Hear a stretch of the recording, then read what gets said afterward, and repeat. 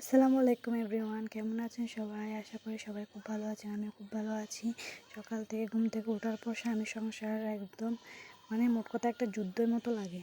আর এখন একটু সময় পেলাম, তাই একটু জামরুল গাছটার সামনে আসছি। এই গাছটা এমন একটা গাছ, পাড়ার এমন কোনো ছেলে মেয়ে নাই যারা এই গাছটা থেকে ফল পেড়ে খায় না। আর এখনও মোট কথা ফুল দিয়ে যাচ্ছে গাছটি।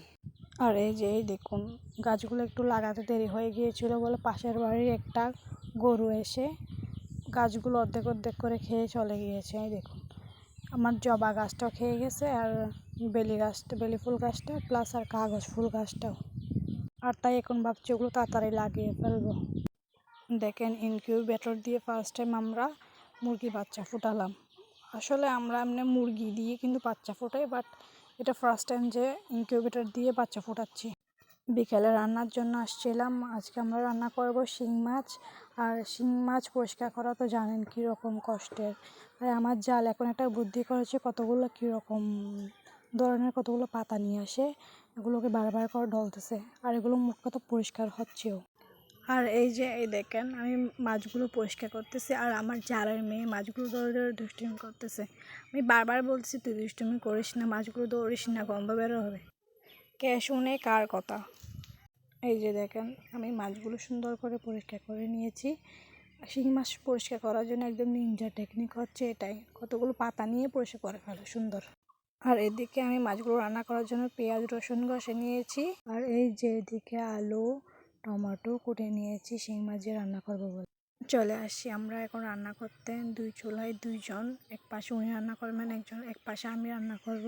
আপনাদেরকে আমি একটা সিক্রেট বলি, আমি না বিয়ের আগে রান্না করতে জানতাম না। কীভাবে রান্না করতে হয় ওটা জানতাম, কিন্তু রান্না করতাম না।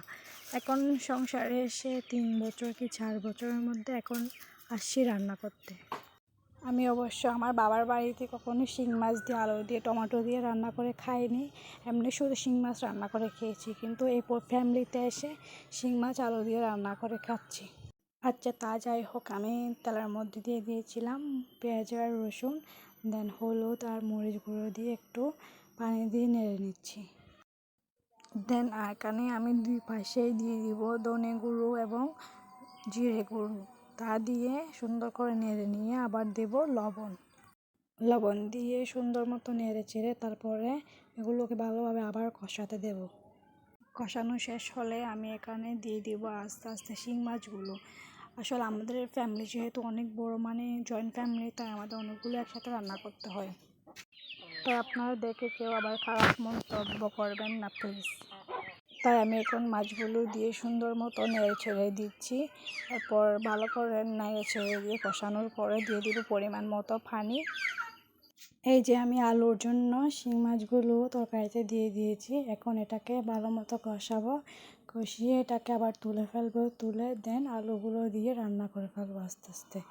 আসলে আমি আপনাদেরকে একটা কথা বলি, মানুষ বলে না যে মাটির চুলার রান্না নাকি অনেক স্বাদ হয়। অবশ্যই অনেক স্বাদ হয়, কিন্তু অনেক কষ্টও আছে, কারণ এখানে ধোঁয়াগুলো প্রচণ্ড কষ্ট দেয়। এই যে গল্প করতে করতে দেখুন মাছগুলো আস্তে আস্তে রান্নাটা হয়ে গেলে মনে হবে যেন মাথা থেকে একটা অনেক বড় একটা বোঝা কমে গিয়েছে। আমার মতো কার কার মনে হয় এমন একটু বলবেন কমেন্ট বক্সে।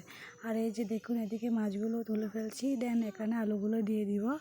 আলুগুলো দিয়ে আস্তে আস্তে আস্তে আস্তে রান্না করে কষিয়ে সুন্দর করে দেন মাছগুলো দিয়ে ঝোল দিয়ে রান্না করে ফেলবো।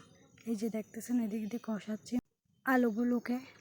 দেন এখানে মাছগুলো হাফ হয়ে গেলে এখানে সুন্দর করে দিয়ে দিব ডুমু ডুমু করে কাটা টমাটোগুলো দিয়ে অনেকক্ষণ একটু করে কষিয়ে দেন মাছগুলো হয়ে যাবে।